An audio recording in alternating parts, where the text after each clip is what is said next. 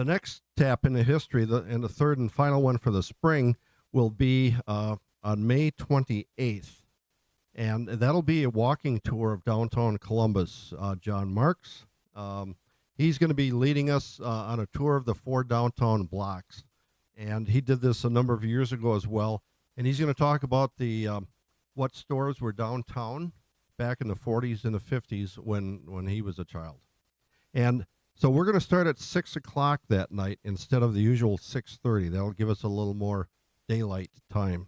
So, and in case of bad weather, we'll have a rain date of the following Wednesday, June 4th. So otherwise plan on Wednesday, May 28th, 6 o'clock, and we're going to meet here. Even though we won't have a presentation here, we'll start from here and we'll end here. As far as an update on the museum, the popcorn wagon is back home in the museum, and it is back to yellow the way it was originally. So we're all excited about that. We'll have Tap into History resuming in the fall in September, looking at the 4th Wednesday in September, as well as October and November. And we don't have the schedule set up yet, but we do have topics in mind. So we'll move on to our presentation. Tonight's speaker is Bob Block, who is a resident of Oregon, Wisconsin. Bob retired after working with the Wisconsin Crime Lab in Madison for 34 years as the head of the Drug Identification Unit. Bob has testified in courts of law 500 times as an expert witness. Bob is a member of the Oregon Area Historical Society and has an interest in historic topics. Today's presentation is entitled Wisconsin POW Camps. So I'll turn it over at this time to Bob Block.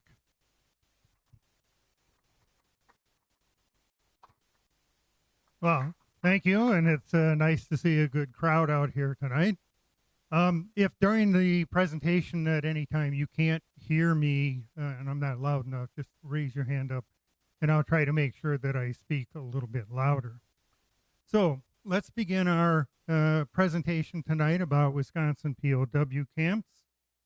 And I want to start with this, because I just saw this a couple of weeks ago, because we will be talking a little bit about Pearl Harbor.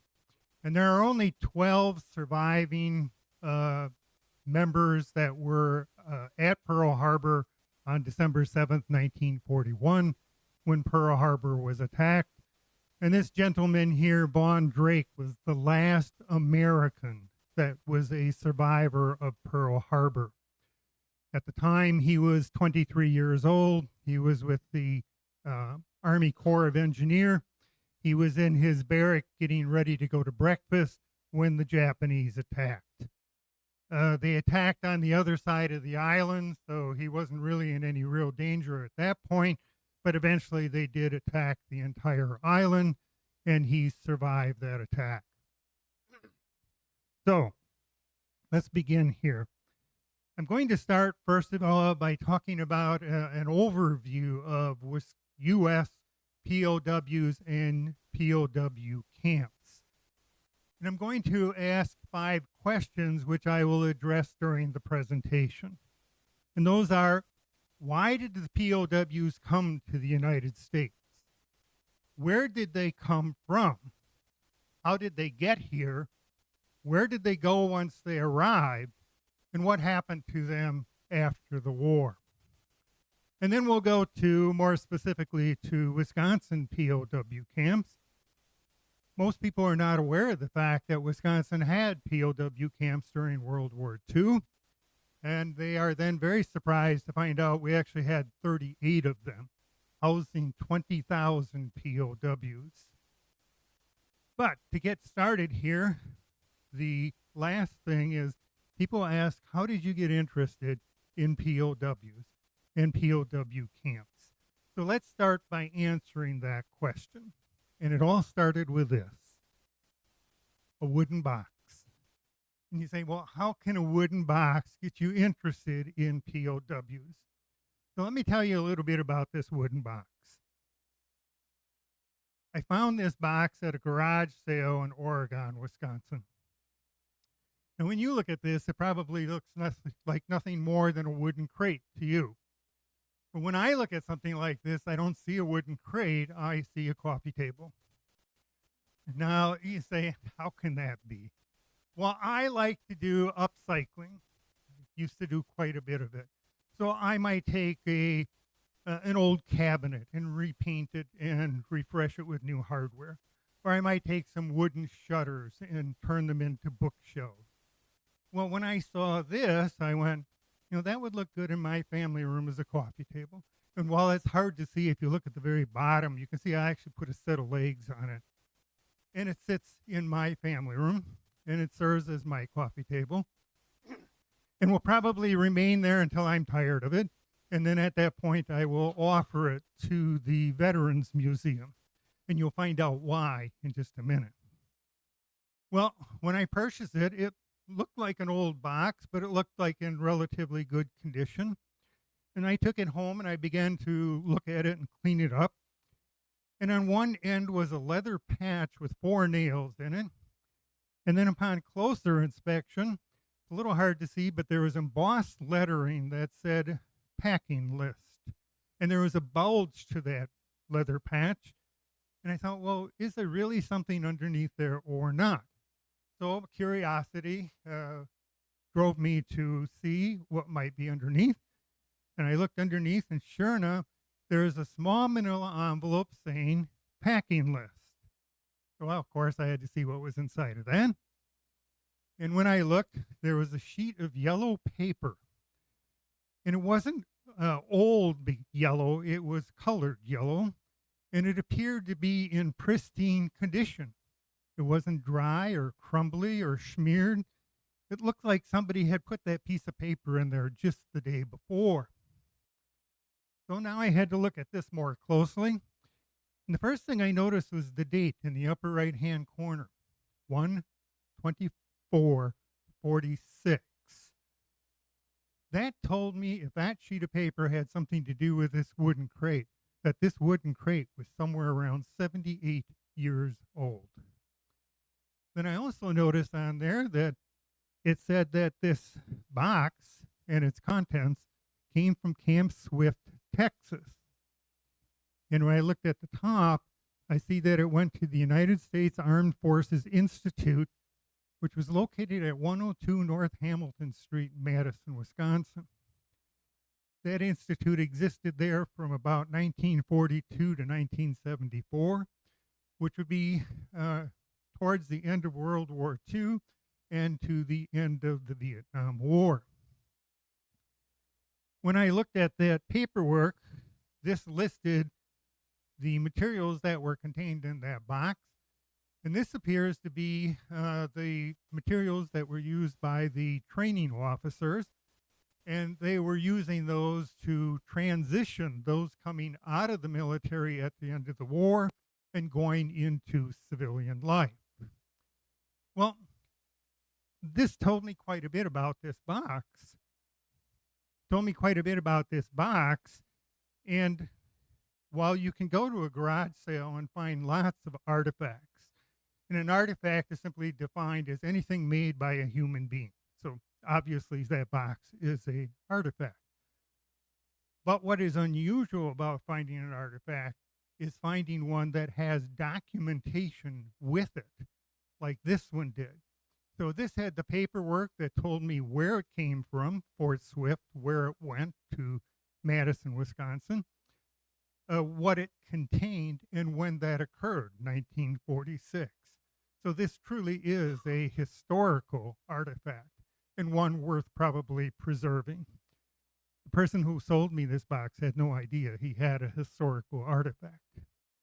But as much as I learned about this box, there are questions that I probably will never be able to answer. Where's this box been for 78 years? We know where it came from. We know where it went. We know what it contained. But what happened to it after that time? Who's had this, and what did they use it for?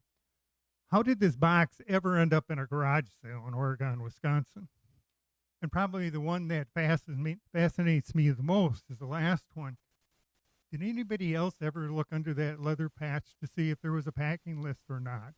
I find it almost impossible to believe that packing list remained there for 78 years and nobody else took the time to look.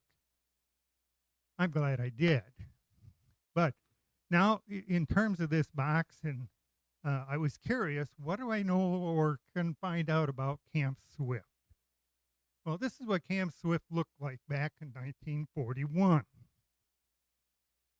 Camp Swift is located in Bastrop, Texas, which is just outside of Austin, Texas. This camp was built in 1941 as a training camp on 56,000 acres with 2,700 buildings, none of which exist today. During World War II, it held up to 90,000 GIs, making it one of the largest training and transshipment camps in Texas. During the war, it would train up to 300,000 soldiers. The camp still exists today, but it's only about 1/5 of its original size. And today it is the Military Arms Training Center and the Texas National Guard Training Center. Now, this is where I got interested in POWs. During the war, this camp held up to 10,000 German POWs. And I thought, well, if Camp Swift had POWs, what about Fort McCoy here in Wisconsin? So I had to look into that. And sure enough, Camp McCoy had POWs as well. So that got me started on the research and led to this presentation.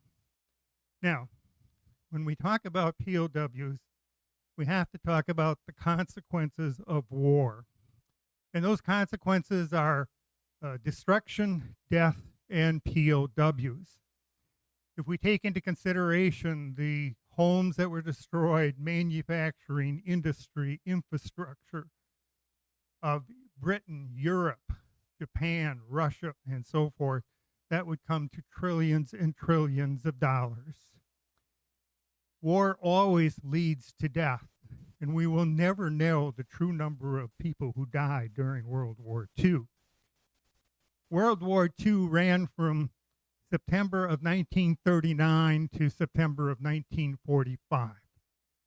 And it is estimated that in that time period during the war, there were 21 to 25 million military deaths, some 50 to 55 million civilian deaths, and 5 to 6 million Holocaust deaths, for a total of somewhere between 70 and 85 million people simply perished. And during this time, Germany would have probably in excess of 1,000 POW camps. Now, while the U.S. treated our POWs that we held very humanely and followed the Geneva Convention, that was not necessarily the case for Russia, Germany, or Japan. If you were a Russian, you did not want to be a POW in a German POW camp. There will be some 6 million Russian POWs.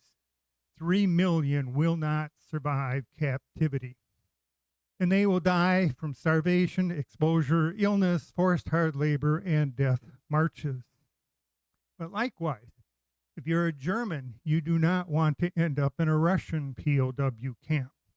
There will be some 3 million German POWs. 1 million will not survive captivity. And they will die from many of the same causes. If you are a German POW and you are captured, you are sentenced to 25 years of hard labor. And you will perform that hard labor during and after the war. So most of the German POWs were released in 1950. And remember, the war ends in 1945. The last of the German POWs are released in 1956. Likewise, if you were an American, you did not want to end up in a Japanese POW camp. There would be some 27,000 American POWs. 40% or 10,800 will not survive captivity.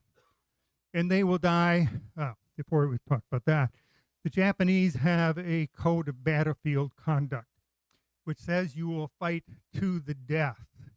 And not only is that code for themselves, but they believe that code is also for you.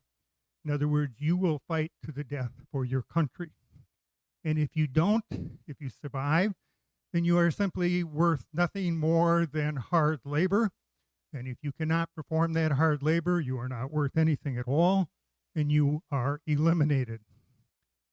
So we will have our causes of death, again, very similar: cruelty, physical abuse, starvation, forced hard labor, illness, and forced marches. Perhaps the most famous of all the death march is the Bataan Death March in the Philippines. The Japanese attacked Pearl Harbor on December 7th of 1941. The following day, on December 8th of 1941, they attacked the Philippines, essentially wiping out the U.S. Air Forces. But unlike Pearl Harbor, they follow this attack with a land assault and a blockade around the island. The American and Allied forces fight with the Japanese for 3 months. They are running out of supply and food. They are now at a point of starvation, and they surrender. The Japanese capture 75,000 American and Allied Philippine forces. They then proceed to make them march 65 miles from one end of the island up to a railroad depot, where they're then put onto or into boxcars and then transported to the POW camps. When they force this march, they have no food, very little water. They are tortured and abused. If they cannot continue to walk and move, they are simply eliminated. Once they reach their destination, now they have to continue to deal with abuse and torture and lack of food and water and illness and disease. Between the death march and the illness and disease, some 650 Americans will not survive that march, and some 16,500 Philippines will not survive that march. Again, all of them ended up with forced marches towards the end of the war, and we'll talk about one here in just a minute. I found this statistic, and I was a little surprised when I saw the numbers. There were 142,227 American POWs for the wars combined: World War I, World War II, Korea, and Vietnam. That's a relatively, well, it seems like a big number. It's a relatively small number when we talk about 6 million Russians and 3 million Germans. So it's a relatively small number. And of those, 1,929 were Wisconsinites.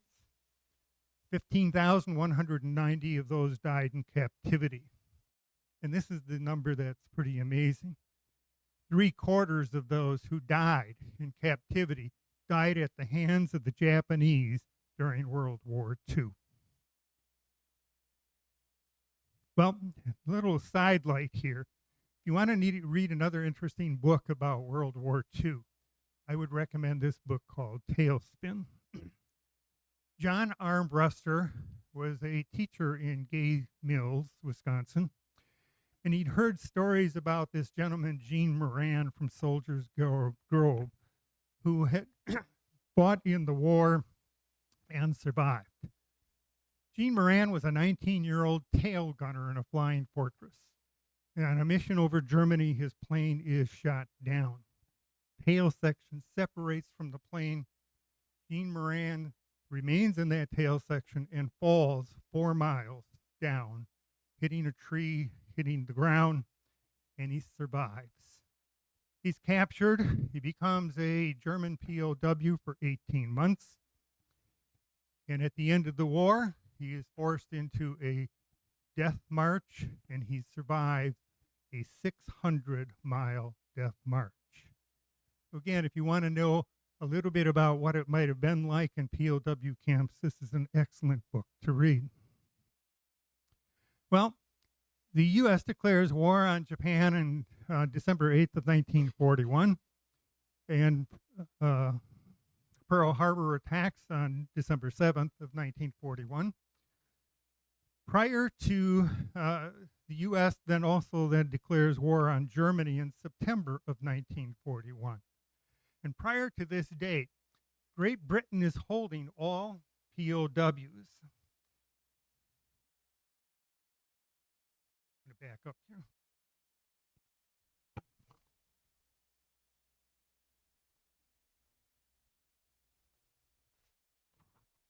Prior to this point, Great Britain is holding all POWs from the European front. They are running out of room. They can't hold any more POWs. And there were rumors that Hitler was going to parachute and drop rifles into the POW camps for the POWs to attempt to escape. And so after we declare war on Germany, the U.S. agrees that we will take all POWs regardless of where they come from, whether it's the European front, Africa, or Japan. And the way we would do that, or the way we would get the POWs, is we would send our ships overseas carrying our military and supplies, and when the ships returned, they'd bring back the injured and the POWs. When they brought them back, they would take them to one of 511 area camps or 175 branch camps. The area camps consisted of the Civilian Conservation Corps camps and military bases. And the reason for that is these already had the infrastructure, the barracks, security, and if need be, guards, and certainly at the military base. Now, initially, the thought was that we would put all of our POW camps overseas near the war front so we wouldn't have to transport them very far. But that presented problems. We would have to send materials over to build the barracks and the infrastructure, the roads, the light, the water, and so forth. That would be very costly to do. But even more costly would be the fact that we'd have to keep military personnel there to guard those POW camps, and we sorely needed them on the war front. We would also have to be concerned about escapes, revolt, and mutiny, and that's going to happen whether it's overseas or here in the U.S., but it would be easier to control here in the U.S. And then we'd have to be worried about escape because we'd be concerned that the enemy would attack those POW camps in an effort to free them so they could go back and fight the war again. So for that reason, it was decided we would bring all the POWs to the U.S. Initially, the only civilian knowledge of POW camps came from news bulletins about short-lived escape attempts. The government did not want to alarm the civilians, and in many cases, any stories about the war, POWs, or POW camps was censored. For example, maybe, and I didn't even realize this until I had done a little further research and actually came across it accidentally. I mentioned the death march of Bataan, the Bataan Death March. That occurred in April of 1942. The government did not release that information or story until 1944. Partly because we didn't know about it, because many of those POWs were in captivity. And a small number of them did manage to escape and eventually work their way to Australia and then began to tell the story about the death march.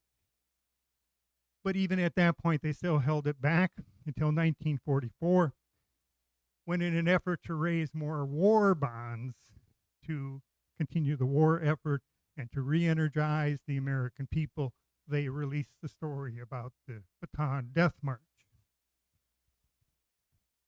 Then, of course, reports of mistreatment of American POWs overseas made some awareness of the fact that we had POWs and POW camps.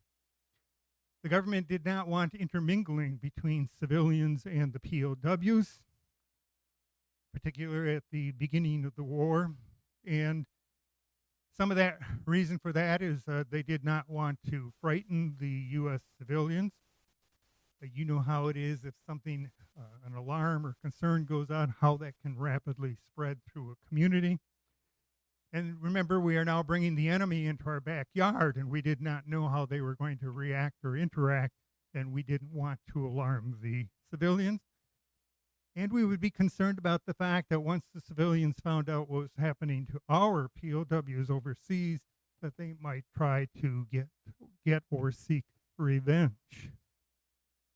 You're going to find out as we go along here, the government didn't necessarily do a really good job of stopping that intermingling. During this time, there would be 2,827 POWs that would escape from POW camps, but most of them were caught within a relatively short time, although a few did go for weeks or maybe even a month or more. And to my knowledge, no POW escaped from a U.S. POW camp and ever made it back to their home country. But let me tell you the story of the greatest American POW escape. And I call this the Great Arizona Escape. And this happened at Camp Papago Park in Phoenix, which was the base where the soldiers underwent desert training before being shipped off to Africa to fight the war. This camp had a large number of German naval POWs. And I find it rather ironic that you took naval officers who spent their entire life on the water being sent to a desert POW camp.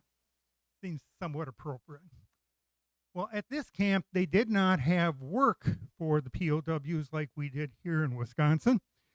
And they were kind of bored. And so they asked the camp commander, can we have tools to build a volleyball court?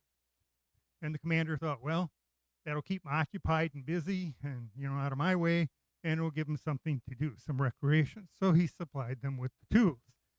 And they put those tools to good use. And on December 23rd of 1944, 25 of those POWs escaped through a 178-foot tunnel that went under 2 fences, under a service road, and came out on the side of a canal. 3 of those POWs decided they would make a collapsible canoe or boat. And their intention was that once they escaped, and they did, they took the canoe with them, that they would walk 30 miles to the Gila River. They would float in their canoe down to the Colorado River and then float to the Mexican border. The only problem was they forgot they were in a desert. So when they got to the Gila River, there was no water. So they had to abandon their canoe and head into the desert. A half a dozen or so of these POWs realized the harsh conditions they would be attempting to escape in, and they simply surrendered. The other 19 were caught shortly thereafter, although 2 of them did get within 10 miles of the Mexican border. On the left is the entrance to the escape tunnel. It was behind their kitchen and mess hall. It dropped down 6 feet and then ran 178 feet. When the camp commander gave them the tools, he wasn't concerned about them digging a tunnel to escape because it was crushed granite under the ground, and he assumed they could never dig into it. Well, I guess they proved their point that they certainly could. On the right is the story that was in the newspaper the following day. These are the 19 that were still free and waiting to be captured. They were all captured. Notice the reward was $25. You weren't going to get wealthy catching these POWs. Well, on the left is the marker that sits over where the entrance was to that escape tunnel at Camp Papago, which still exists today, but is primarily nothing more than a few administrative buildings. We have no POW camps today. Most of the branch camps were only around for a very short time, and there would be no markers or anything. You would have no way of knowing there was a camp there unless they have a historical marker. And here's an example. This was Camp Reedsburg here in Wisconsin. The plaque tells a little bit about the war and a little bit about the camp. Now, I mentioned many people or most people weren't even aware of the fact that we had POW camps. One of my neighbors that just lives down the street grew up in Reedsburg and said she never knew they had a POW camp until she came to the presentation. Well, of those area camps and branch camps, every state would have POW camps except for Hawaii, Nevada, North Dakota, and Vermont. California would have the most with 110. Texas would have 80. Wisconsin had 38. And depending on how you counted them and what you counted as a camp, Wisconsin could have had as many as, and instead of camps, I'll refer to them as sites. Wisconsin could have had as many as 48 sites holding POW. Well, if we look at a map of the U.S., you can see how these camps were scattered throughout the United States. They tended to be concentrated to the south because it was far less expensive to put up a tent encampment than it would be wooden barracks, and it would be far less expensive to heat those camps in the south than they would in the north. If we add military medical facilities that had POWs, the U.S. would have somewhere between 1,000 and 1,200 locations holding POWs. U.S. would have in excess of 425,000 POWs, consisting mostly of German, Italian, and Japanese. And again, the majority of them would be German, and it is the Germans that were sent out to do the work here in Wisconsin. We talked about the number of people that did not survive captivity in Russia, Germany, and Japan. And you can see here in the U.S., out of that 425,000, we had 477 deaths. But of those, 265 were natural causes, 72 by suicide, 43 by traffic accident, 17 by drowning. 14 of the POWs were found guilty of murder, and that is murder of another POW. They were all tried and hung. To my knowledge, no POW was ever killed by the military. And to my knowledge, no POW ever killed a U.S. citizen or a military guard. Well, let's switch now over to Wisconsin POW camps. And the information from here on in is coming from this book called Stalag, Wisconsin, Inside World War II Prisoner of War Camps by Betty Colley. Betty Colley was a history teacher in Altoona, Wisconsin, which is a suburb of Eau Claire. And her students would not believe her when she told them that Altoona once housed POWs. And upon retirement, Betty decided she would research and write her book, Stalag, Wisconsin. Information was difficult to come by. The records of the branch camps in the National Archives were destroyed in the 1950s. As I mentioned earlier, stories about the war and POWs and the camps were censored, and so there was very little information in the papers. But in addition to doing her research, she would also interview 300 or more people that were either a POW, worked with a POW, or worked in a community that had a POW camp. The largest of the POW camps in Wisconsin was Camp McCoy. Camp McCoy was located within Fort McCoy. It was a 20-acre site surrounded by a double 8-foot cyclone fence. It would have guard towers, guards, and guard dogs. POWs would be very frightened of the guard dogs because they would do their training right within the POW camps, and they saw how vicious those dogs could be. This camp consisted of 30 to 35 buildings, which included kitchen, mess halls, barracks, and shower rooms. The POWs would do their own cooking, clean their mess hall, their barracks, their grounds. They would do their own laundry. So the camps in many ways were very self-sufficient. This is a rendering or drawing of Camp McCoy done by a German POW in 1943 and gives a pretty nice rendering of what the camp looked like. you're going to find out that the POWs did a lot of artwork at these camps. Well, the camp opens in early 1942. It already exists before this point because it is serving as an internment camp for any Germans, Italians, or Japanese thought to be a threat to the U.S. You're probably most familiar with the Japanese internment camps in California, where entire Japanese families were sent and held for the duration of the war.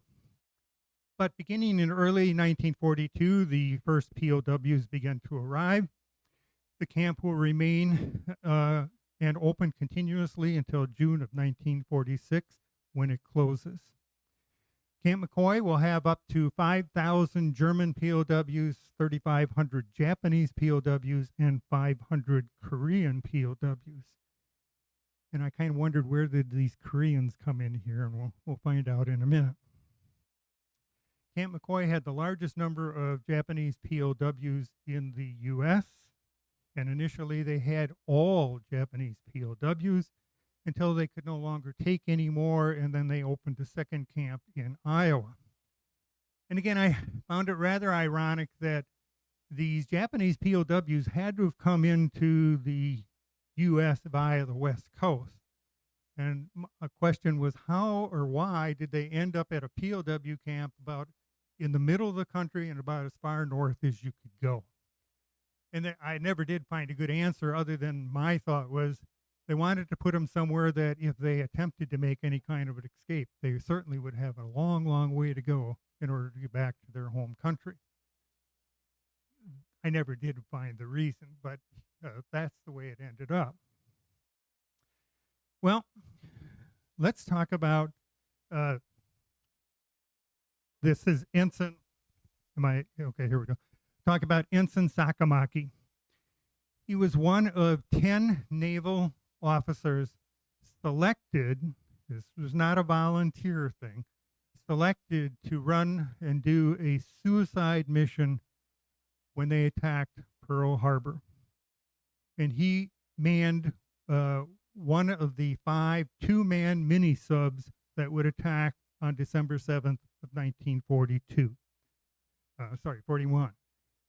Their mini-subs would only have 2 torpedoes. So once they fired them, they were basically sitting dead in the water. 4 of those 5 submarines ended up being sunk. Only 1 actually made it into the harbor. Sakamaki's mini-sub, from the time it's launched from the mother sub, he has all kinds of problems. His gyroscope is not working. He doesn't know where he's going. He's having trouble maneuvering. He ends up basically running into 2 coral reefs. He tells his crewmate to basically jump into the water and go. He tries to sabotage the mini-sub with explosives. They fail to go off. His crewmate drowns. Somehow Sakamaki, of those 10, is the only one who survives. He's found the next morning on December 8th by a U.S. soldier doing beach patrol, unconscious, and he's captured. And he becomes U.S. POW number 1, the first U.S. POW captured during World War II. He eventually then is sent to the United States. He arrives at Camp McCoy on March 9th of 1942, where he remains until the end of the war. They also then capture his sub, mini-sub. They bring it to the U.S. It tours the United States, passing through 41 states and 2,200 towns and villages in an effort to raise war bonds. It's kind of interesting. A week or so ago, I was at Markesan doing the presentation, and Markesan was one of those towns in Wisconsin where Sakamaki's sub was taken and people could observe. They cut 7 portholes in the side of it. For $1, you could go up and look inside the sub. Now, just as a little bit of a side, as part of the war effort, as I mentioned, they sold war bonds. There would be 8 war bond drives President Franklin Roosevelt would buy the very first war bond. Those 8 war bonds would raise a total of $185.7 billion, which paid for more than half of the war cost, which was $300 billion. Well, what they found out was these POWs at Camp McCoy tended to be territorial. That is, the Germans stuck in one group and the Japanese another and the Koreans in their own group, and they did not get along with each other.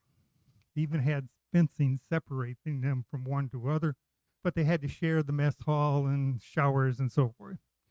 But even within nationalities, they didn't get along. So the German Nazis did not get along with the non-Nazis. The Nazis would be the party members. The non-Nazis would not be party members, and they were simply conscripted into the military to fight the war. The Nazis would harass, intimidate, and even kill the non-Nazis.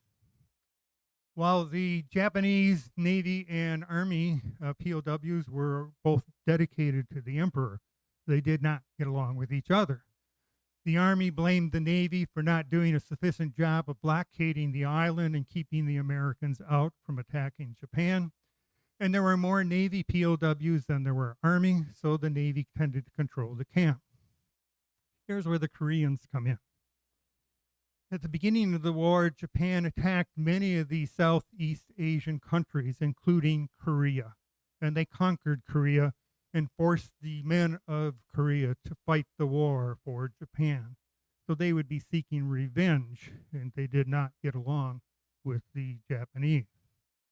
They also found that the Japanese tended to be suicidal. Remember, they had their code of honor, which says you do nothing to help the enemy and you fight to the death.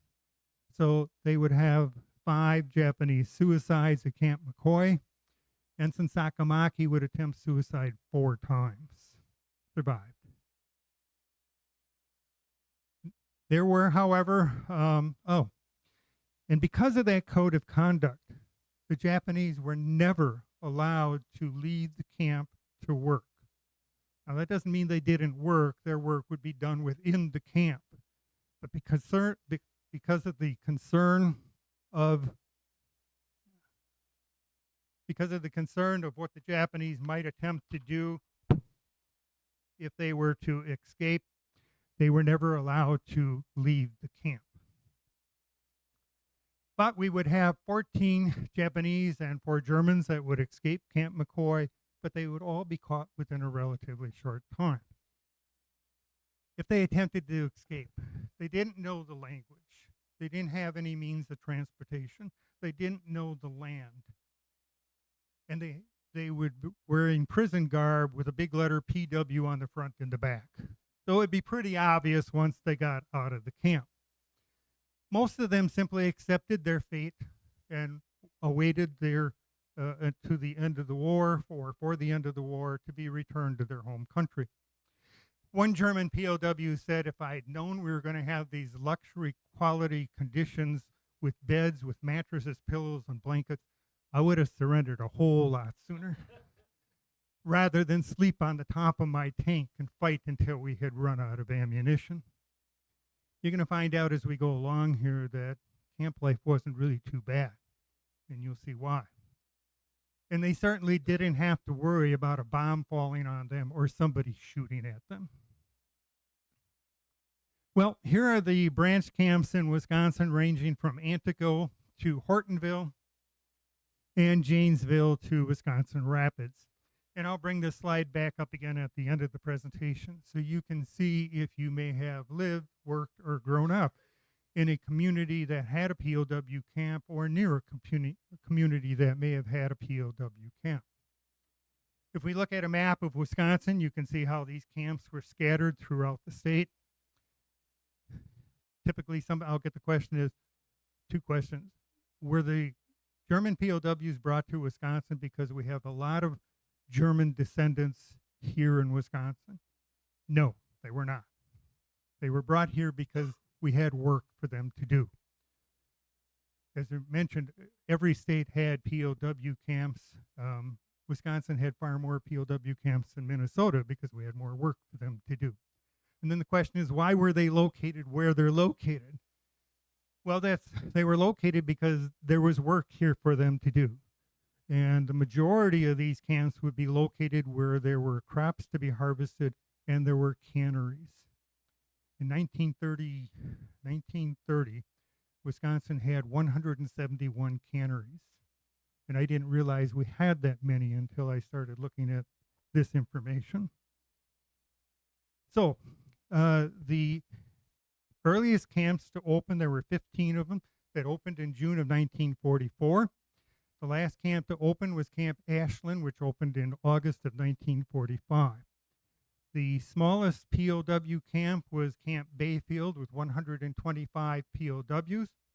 The two largest POW camps, branch camps, were Billy Mitchell, Camp Billy Mitchell, which you know today is Mitchell International Airfield, with 3,000 POWs, and Camp Surgeon Bay with 2,140 POWs. The two shortest camps were Camp Jefferson and Camp Lake Kesis, which were only open for 1 month from June to July of 1944. The two longest continuous branch camps were Camp Hartford and Camp Rockfield, which were open for 12 and 18 consecutive months. Well, we could use those POWs for labor, but we followed the guidelines of the 1929 Geneva Convention and the Red Cross Accord. They could be used for labor, but it could not be directly related to the war effort. POW officers could not be forced to work. And that was another question that would come up. Were the POWs officers in with the other POWs? No, they were not. Non-commissioned officers would be in the POW camps, but ranking POW officers actually went to a separate camp in Mississippi, and they actually had private barracks or bungalows that they stayed in, and they would not be forced to work. And the question is, well, why weren't they forced to work? And that is a military thing. It is respect to the military and the officers. And so that would be true whether it was a German POW or even American POW in Germany. But if they do work, they have to be paid, and they are paid at a rate of 80 cents a day in the form of camp script. And that script could only be used at the camp canteen. But in addition to that, they would receive 10 cents a day in gratuity pay, and that money would be collected and accumulated, and at the end of the war, they would be paid that in the form of cash to take with them when they returned home to their home country. Businesses that used POW labor would pay the going hourly rate.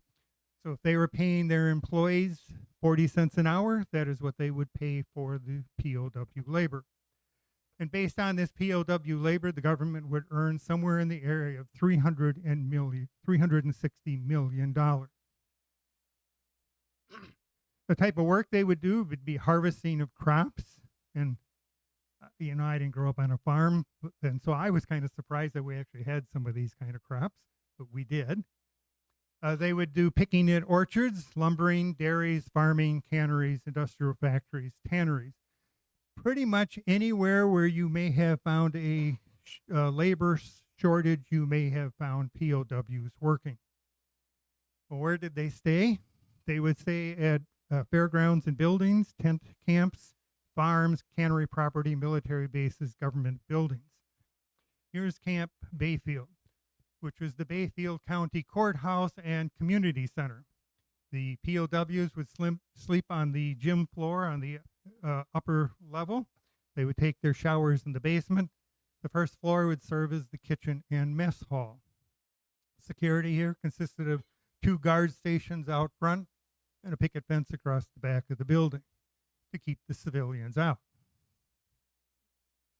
On the left is Camp Reedsburg, which is an example of a tent encampment. On the bottom is Camp Plymouth, which was at the fairgrounds. The POWs stayed in the building there on the right, and the tents served as their kitchen and their mess hall.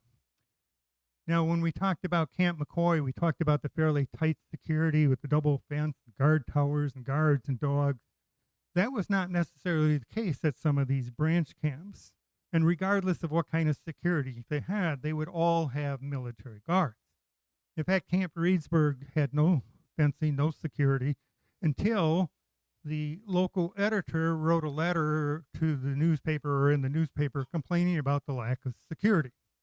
So they made sure this camp was very secure and they put a picket fence around it. Now, again, the purpose of the picket fence was not to keep the POWs from escaping. The purpose of the fence was to keep the civilians out of the camp. Here is Camp Rockford. This is what they would call a guard station, not a guard tower, like the ones you saw for Camp McCoy. It was another tent encampment. It was fairly large. It actually had a banner over the camp, which is kind of unusual, but this one was there for 18 continuous months, and so they apparently decided they needed to recognize that, and they had that sign. Camp Hartford. This was in Hartford at the Swartz Ballroom. It was a pretty fancy place. This is where the big bands would come to Wisconsin and play, like Benny Goodman and Lawrence Welk and so forth. This dance hall was 120 feet across. It had a 65-foot high ceiling. It had a 16-foot, 2-ton chandelier. Pretty fancy for a dance hall. And the POWs would sleep inside that dance hall in stacked bunks. This camp was open year-round because in addition to seasonal work, they also had year-round work like dairy farms, milk and dairy processing plants, manufacturing, and so forth. This camp, like many of them, harvested hemp for rope.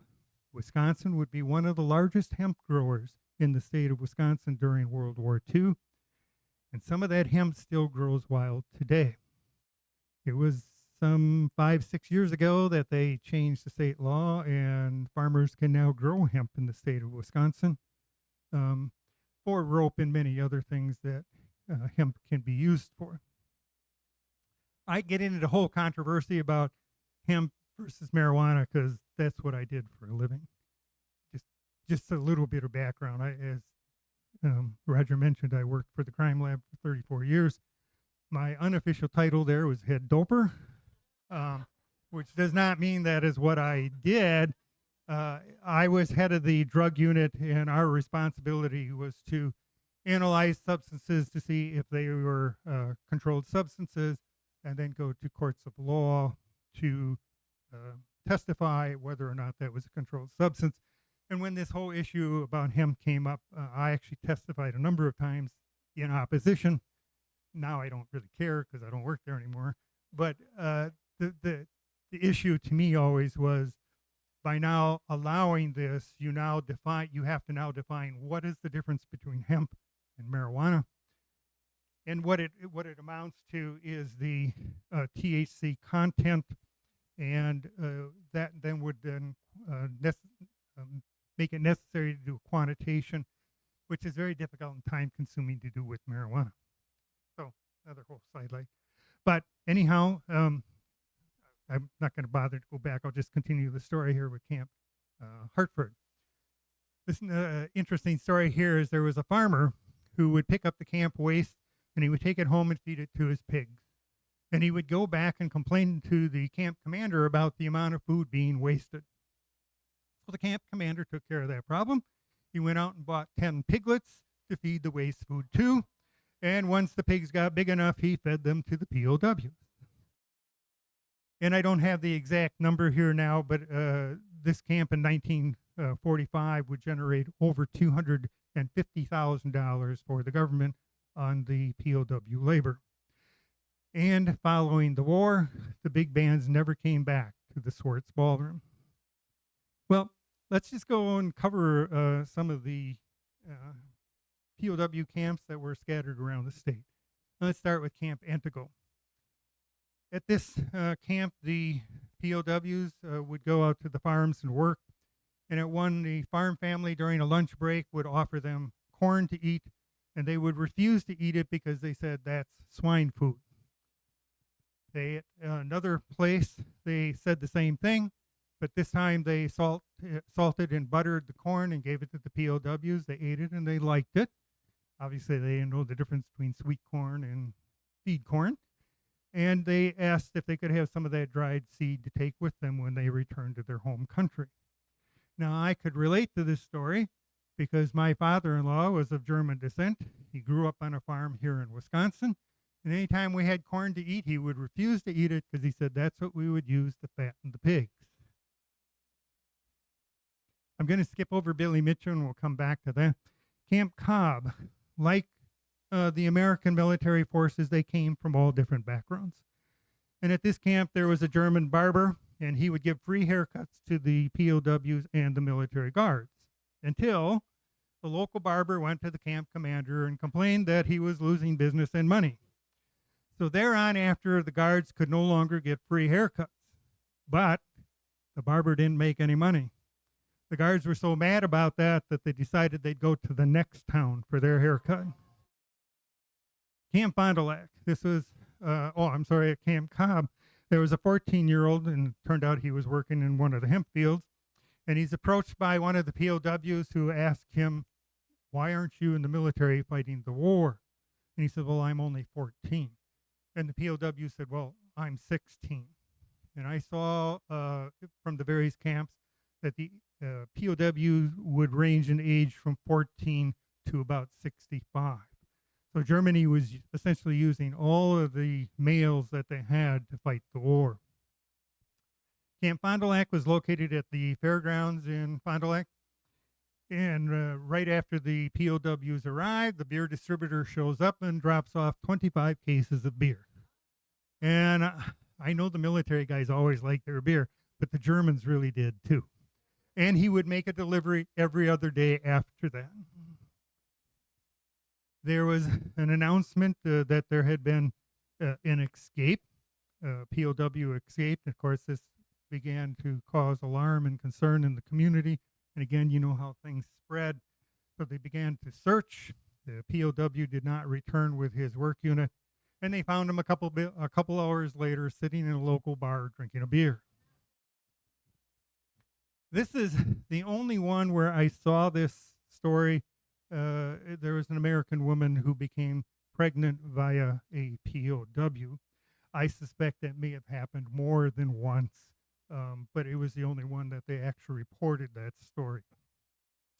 Camp Fox Lake is kind of interesting. This is where the POWs decided to play some jokes on the guards. They would collect the match heads from all the matches that they had, and they would stuff them into a metal box until they filled the box. Then one night they snuck out and they put the box on a small hill and they lit a fuse, and they all stood and watched until it exploded and created a big bang. The guards panicked and started firing and shooting at the box, and the POWs just stood around there laughing. And the guards figured out, okay, it's a joke. So they were punished and they got half rations for a week. But that didn't stop them from playing their jokes. They were on a work crew where they were cutting down some trees, and in the process of trimming the branches, they realized the tree had fallen on a large skunk and killed the skunk. So they dug a hole, put the skunk in, put a cross on the grave, and they stood around with their heads bowed. Guards came along and panicked again, thinking they had buried a POW. They grabbed their shovels and started digging and realized it was a skunk. Again, punishment, half rations for a week. But the guards got back at those POWs. The Germans like to grow their hair longer than the American military, and they like to comb and style their hair. And they didn't have hair creams or anything at the camps. And one of them said, well, you know, one of the ingredients back home in the hair creams is birch sap. So they found a birch tree and they gathered some of the sap, put it in their hair, and combed their hair real well and styled, and worked really well until it dried. And then it looked like a helmet on their head. So the way the guards took care of this was they shaved all their head. Well, Camp Fredonia. Now we have all these Germans here. This is a new culture, the new experiences for them. And some of those new experiences were food. So one of the new foods that they had was Jello, which they liked. Another one that really surprised me was German potato salad. And in a few of them where they talked about they actually took the POWs and would go out to a restaurant, one of their favorite desserts was apple pie. Camp Galesville, very, very interesting story. Staff Sergeant Cram, he was one of 18 of his unit of 287 to survive the Battle of the Bulge. He's captured and he's a POW. He actually managed to escape that POW camp, and he's captured by the Americans who thinks he's a German, and he's able to convince them that he indeed is an American. He ends up dropping his weight down to 60 pounds in captivity. He begins his recovery overseas.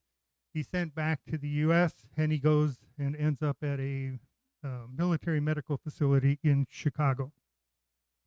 He's granted a leave of absence, and he returns to his hometown in Galesville. He spends the first couple of days at home resting and getting caught up on his health, and then decides to go out to one of his favorite hangouts that was called the Coffee Cup. He walks into the Coffee Cup, and he's astonished to see Germans having a beer and enjoying themselves, and the guards with their rifles just leaning against the wall doing the same thing. Well, he's furious.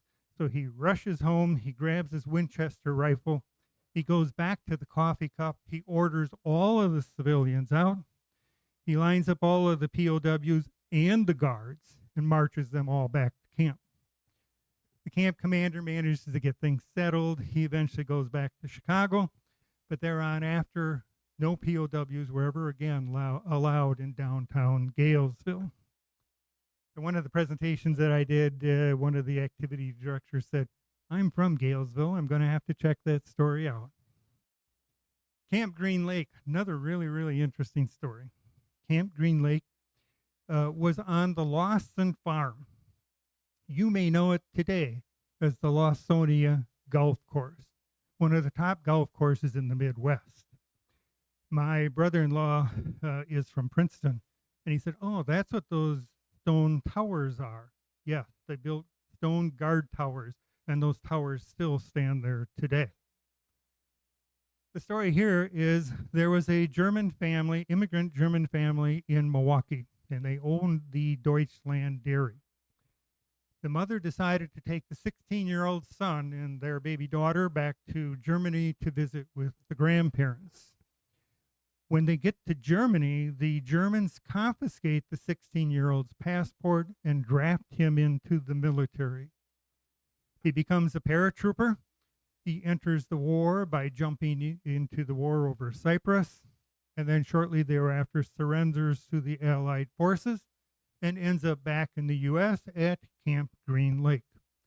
He tries to convince them that he is a U.S. citizen. They tend to believe that he is. However, they treat him as a POW, using him as an interpreter for the POWs and the military. Now, at the end of the war, they don't release him. They repatriate him back to Germany, where he now has to apply for a visa, which he does, and he eventually is granted the visa and returns to the U.S. And I think that from some of the reading I did, that happened more than once, but this was the example at Green Lake. Camp Hortonville. There is a sauerkraut plant factory in Bear Creek, still there today. In fact, the company that owns it just announced they're making a $12 million addition to that plant and establishing their headquarters in Madison. Here, there was a 17-year-old who would drive a school bus. He'd pick up the POWs, take them to the sauerkraut factory, and then at the end of the day, bring them back. And when he would pick up the POWs would get on the bus, followed by a single military guard.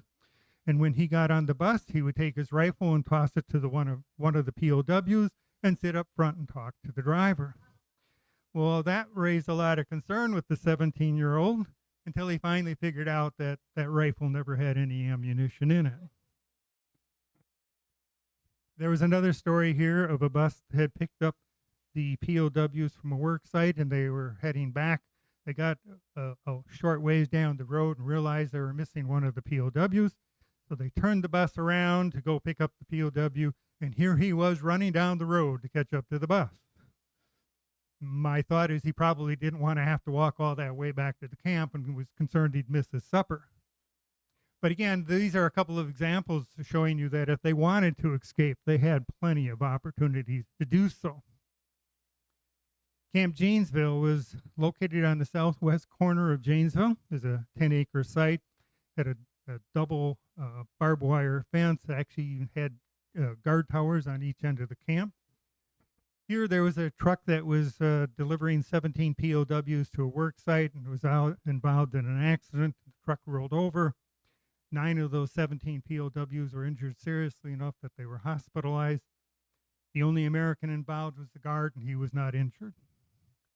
Another story here was there was all of the people who worked at these branch camps would come from one of two base camps, either Camp McCoy or Camp Sheridan, which was located just north of Chicago. Those were the two base camps that supplied all the workers for the branch camp. If they worked, say, if they were on the property of the cannery, they simply walked to the cannery and worked. If they were, say, only a mile or so away, they would just march them to the work site. And for some reason, the Germans always like to sing when they march. I think that's what they used for their cadence rather than counting. But if they were working at a farm and it was a large farm and they had a lot of POWs, the military guards would go with them, and they may stay there as guards. They might even join them working. In the case of the cannery, many times they would take them there and they would leave. And they would kind of complain because they knew the guards were going over to the bar then and working at the bar while the POWs were working. And the workers at the canneries said they would be more concerned about the guards with those rifles than they were about the POWs. But many farmers used POWs, and they were just, if they were only using a small number, they would just literally drive to the camp, pick up the POWs, take them to the farm, have them work for the day, and then return them back to the camp at the end of the day. There was one farmer who said, you know, the roads are so bad between my farm and your camp. Can I just take them and keep them for a week? And they said, okay. And so he converted his garage into a barracks, and that's where they stayed, and he would pick them up and use them for a week at a time. But in this case, there was a POW that picked up 3 POWs and took them to his farm, and they did the work he needed to get done, and then he needed to get them to another farm to finish up the day. So he had his daughter drive them to the other farm. Now, life is a whole lot different in 1945 than it is now, but even now, kids on farms obviously get started into the farm business at a very young age. So his daughter, who drove these POWs to the other farm, actually went past the state patrol car, and she was 9 years old. So again, you can see they weren't really overly concerned about assault or attack by the POWs. Camp Jefferson, there was a banker that had a stately home on a farm, and he had POWs working on his farm, and he also had a maid. And it was not unusual. This dog was a dachshund by the name of Shotzi. And Shotzi would escape and run out the back door out to where the POWs were working. The maid would go to the back door and she would yell, "Shotzi, Shotzi," and the POWs would immediately begin hooting and hollering at her, and she didn't know why. Well, perhaps somebody should have told her that Shotzi in German meant sweetheart. Camp Lake Kesis. This is said to be probably the most posh of all the POW camps. This was at the Candler Resort, and it was considered to be a luxury resort. It had a dance hall where the POWs stayed in bunks stacked 4 high and did quite a bit of wear and tear on the floor. It had its own beach with a dock and men and women's changing rooms with showers. It had a kitchen and restaurant, and it had a dance hall. At this camp, one day the military goes into town with loudspeakers saying, "Take shelter, take shelter." They had 2 POWs escape. So again, here we go with the panic, and you can see why we didn't want to necessarily inform people about these camps. And I got to back up on this. And they then began the search for these POWs, and they found them a couple hours later walking down the county highway with two local girls. And at this camp, also, it was reported that the owner's wife grew and raised chickens, and the POWs would steal and eat those chickens. And perhaps because of his wife's complaint and the damage to his dance floor, he would not renew his contract with the military the next year. Camp Markesan. In 1944, they got their workers from Camp Green Lake.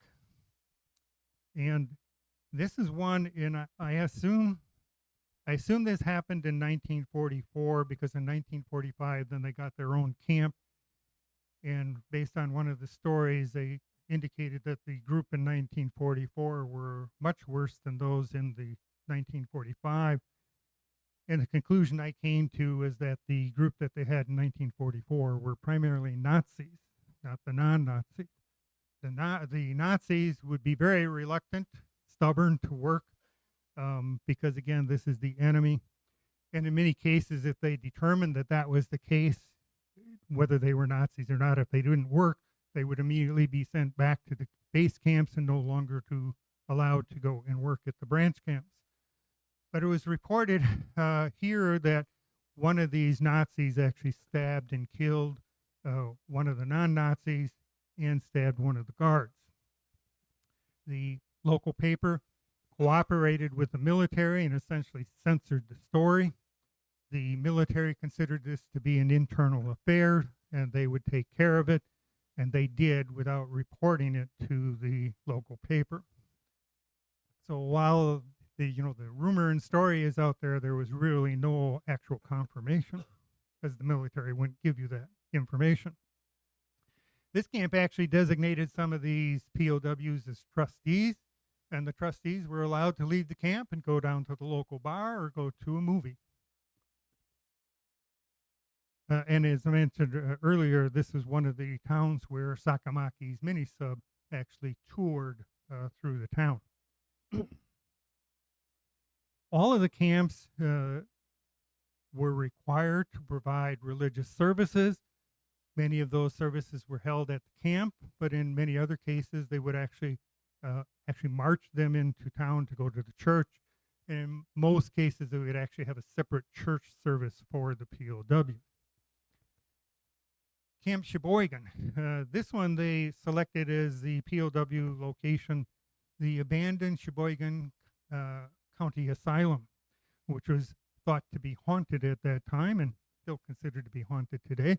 But it was an excellent facility in that it was large, it had showers, and had a kitchen, and worked quite well. At this one, the story is at one of the work sites, there was a POW who was taking a little too long to get out of the outhouse, and he missed the bus back to the camp. He went and knocked on the door of the farmer and said, I missed the bus. And so he contacted the camp, and they weren't going to send the whole bus back. So they were going to send one military soldier back to go pick him up. And he was all thrilled about it because it was the first time he got to drive a Jeep. And so he drives back to the farm to pick up the POW. The POW was concerned that he would be shot because he thought that they would think he attempted to escape.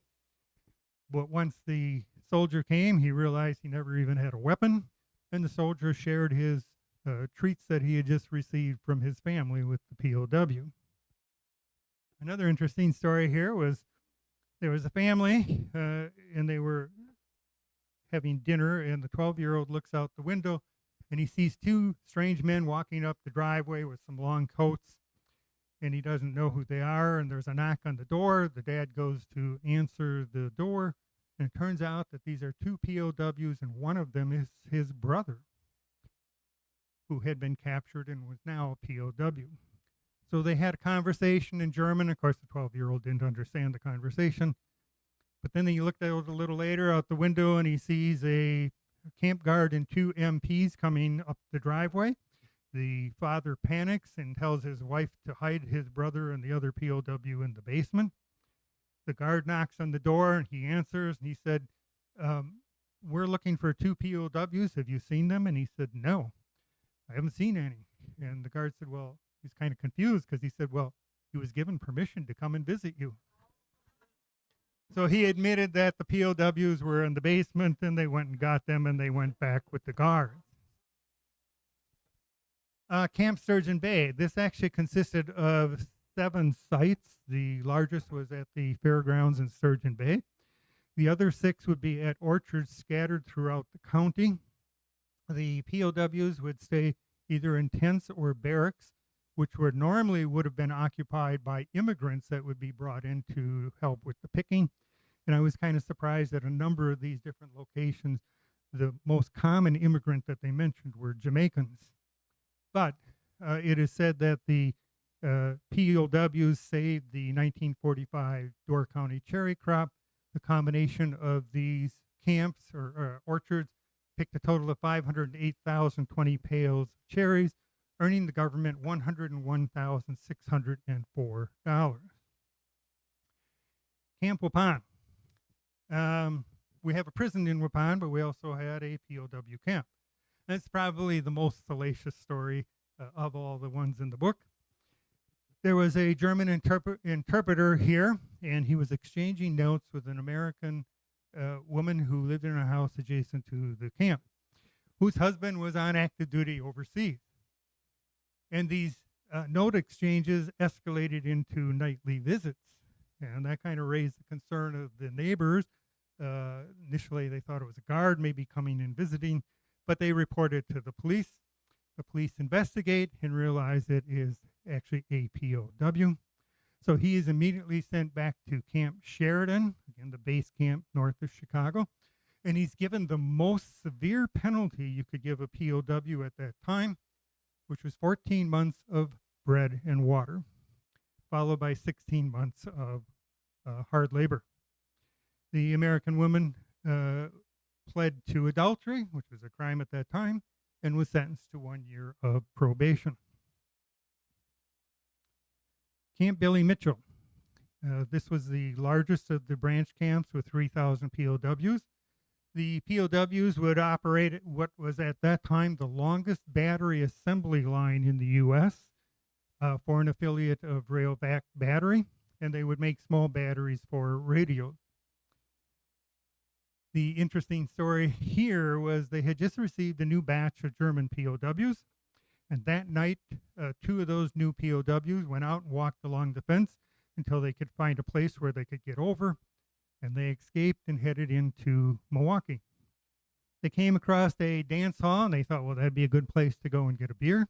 And so they go in, and they're surprised at the number of people who could speak German, and even more surprised that most of them spoke Polish. And they thought initially they maybe had escaped in Poland, not the United States. Well, at that time, the Milwaukee Police Department were looking for 2 individuals that had committed mail fraud. And these 2 looked suspicious. Their head were shaved, and their clothes were on inside out. Well, you know why they were doing that. And so they pick them up, and they take them in to interrogate them. And they realize quickly that these are not the individuals they're looking for, that they were escaped POWs. They take them back to Camp Billy Mitchell. Camp didn't know they had even had the opportunity to escape. But because of that, they ended up having to make the camp more secure. They put another fence around it. They put guard towers. If you look here very carefully, you can see the guard towers in the corner. They added guard towers at each corner with searchlights, and those lights would stay on all night long. And they would not report any further escape. At this camp, they were actually allowed to publish and print their own newspaper in their own language. They would hold a public exhibit of the drawing and artwork done by the POWs, and they would sell those paintings and drawings to the public. Let me go on here. Here's Camp Columbus, and these are just a number of different photographs. So you can see on the left, working in a binary, and you can see the PW. At the top, they are heading to the truck to go to a work site. At the bottom, they're lined up outside the barrack. On the upper right, they're actually washing their clothes on the cement floor. And again, the truck they are loading to go to a work site. Because things were censored, I'm amazed. It's very, very difficult to find pictures of the POW camps.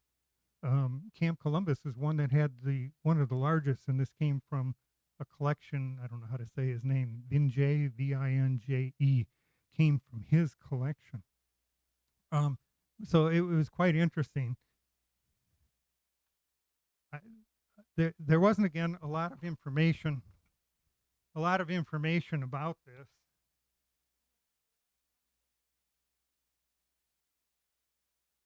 About Camp Columbus, but Camp Columbus, I'm sorry, yeah,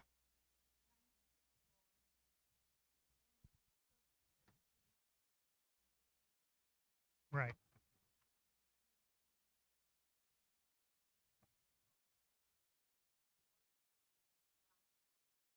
right.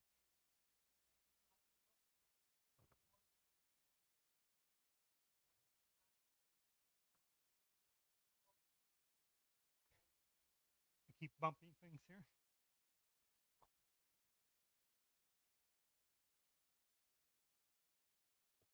Yeah, I was just going to cover that. In 1944, as she mentioned, they set up a camp at the Columbus Canning Company.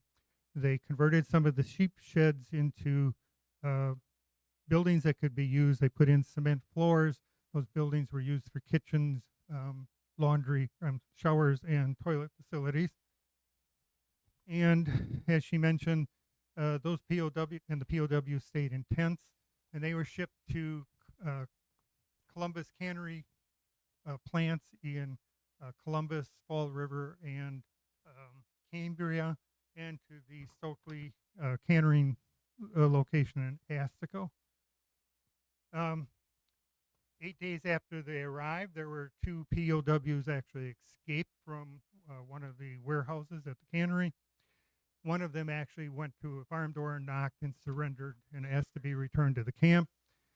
The other one approached the farm for a drink of water, and he was recognized as a POW, and the sheriff was contacted, and he was picked up and returned, and they would have no more escapes after that. In 1945, they would return again to the cannery with ultimately a total of 575 POWs. Other than the 2 largest ones that I mentioned, Billy Mitchell and Sturgeon Bay, this would be one of the larger branch camps. And they would return with, in addition, 4 officers and 75 military guards.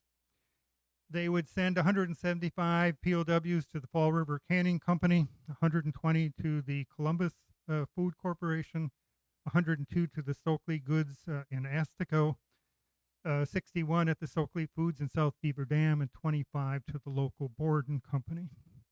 In 1945, Columbus had one of the largest pea crops on record, and because of the shortage of help, including the POWs, they would bring in military personnel from Truax Field, and one of those military guards would say, 5 months ago, I was shooting at these krauts in France, and now I'm working next to them. The POWs were fascinated with cows because in Germany, if you had 2 cows, you were considered to be wealthy. And across the road from one of the canneries, the farmer had 30 cows. So on their break, they would sit out and just watch the cow.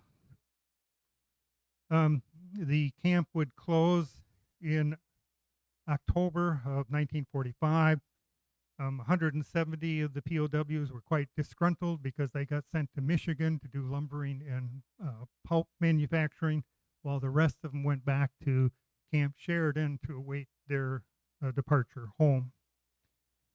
And at this camp, they also, the YMCA would provide them with musical instruments, and they would form their own orchestra or band.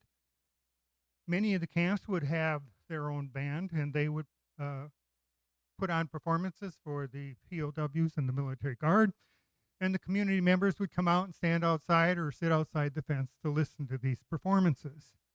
Or they would go and stand outside the fence and they watched the POWs playing this new game they had never heard of before called soccer.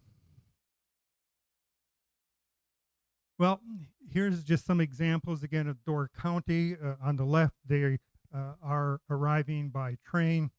The top middle, they're in the kitchen preparing their food. Even the guards would assist and work in the fields. And again, in the middle, they're working out in the field. They would just be on a break there at the camp. And again, the example you can see of the clothing with the big PW on their clothing. A few more pictures of the camp. On the left is Camp Green Lake. They are arriving from the railroad depot and about to board the trucks to head for the camp. In the middle is the Camp Waupun, again, another tent encampment. On the right is Camp Appleton. These are the POWs out in front of a cannery in Appleton. On the bottom left is a sketch of what the layout of Camp Hortonville looked like.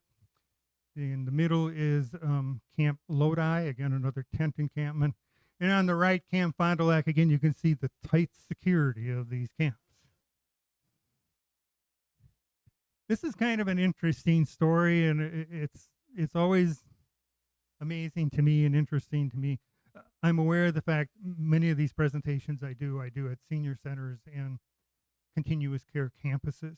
And that generation, this was their time period.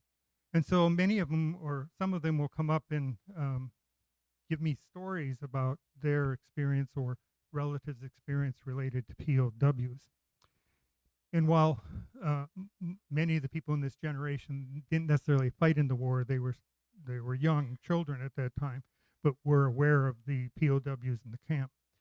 In this one, one of the people that attended gave me this story.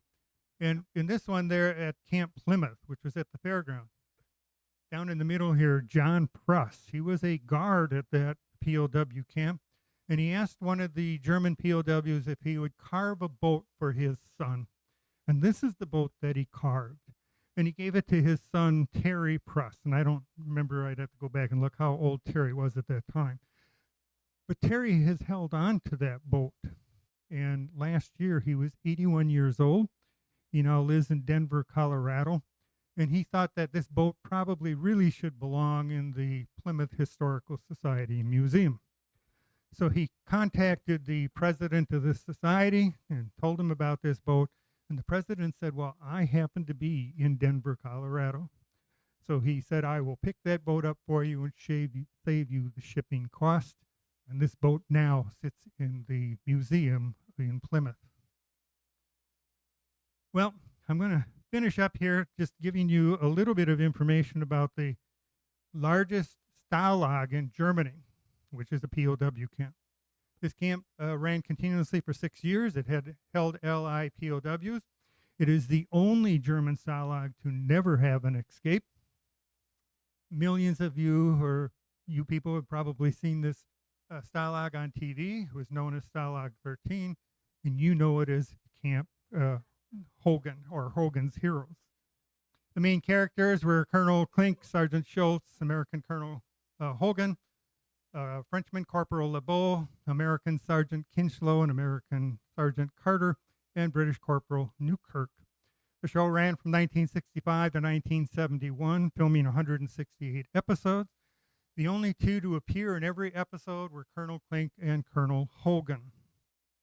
The four men that played the German officers, Klink, Schultz, General Burkhalter, seated in the middle, and Major Hochstetter on the right, were all Jewish. Klink, Schultz, and Burkhalter all escaped Nazi Germany. Frenchman Corporal LeBeau actually survived internment at a German concentration camp. If you watched Hogan's Heroes, you would often see General Burkhalter arriving or departing in a vehicle that looked like this, which was a G4 Mercedes-Benz Model W31. It was used as an off-road, or intended to be used as an off-road vehicle. You will often see pictures and movie clips of Hitler standing in the back of a vehicle like this during military parades.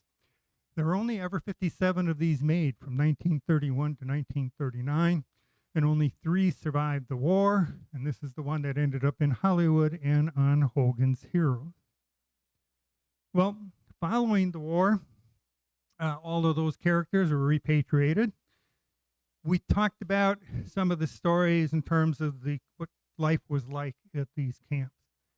Many of these POWs, because of the way they were treated, because of the people, the farmer families and so forth, they got to know, and just the beauty of the country and so forth, didn't want to leave. They wanted to stay. But no POWs were allowed to stay. They were all repatriated, the last of them going in June of 1946. However, they could come back. They could apply for a visa. And when they did, they would have to have a sponsor, and a sponsor would have to guarantee that they would have a place to reside and a job to work. Thinking we should maybe do something like that now again. And so let me just give you one story of somebody who did that. And again, this is a story given to me by somebody who attended one of the presentations. And this is about Kurt Peckman, who was a German, and he was a POW. You can see this is what he looked like when he arrived at Camp Swartz in 1943. And again, you can see the tough living conditions. He's in the middle row on the left on the camp soccer team. And he had been to a number of the POW camps in Wisconsin. At the end of the war, he is repatriated. And when they're repatriated, they did not go necessarily right to their home country. They would either be sent to France or Britain, and they would be required to do 2 years of work. And Kurt Peckman went to France, and he said that labor was much more hard and difficult than what he had to do while in the U.S. After 2 years, he is released, and he returns to his home country in Germany. His town is destroyed. There's not much of anything there, not much of a future. He contacts a farmer that he got to know in Lodi, asking if he would sponsor him to come back to the U.S., and he said he would. So Kurt Peckman comes back with his fiancee and goes to the farm in Lodi and works for the farmer for 9 months to pay for the cost of coming back. He then leaves the farm and he goes to Madison to get a job. He's a granite engraver. You can see him here on the right in Germany doing engraving. The gentleman who gave me this story said he went to work for the Madison Monument Company in Madison, Wisconsin. And he said that was my dad's company. And he said then after several years, Kurt Peckman bought that company from him and made it the Peckman Memorial Company, which still exists today and is operated by his son and his grandson.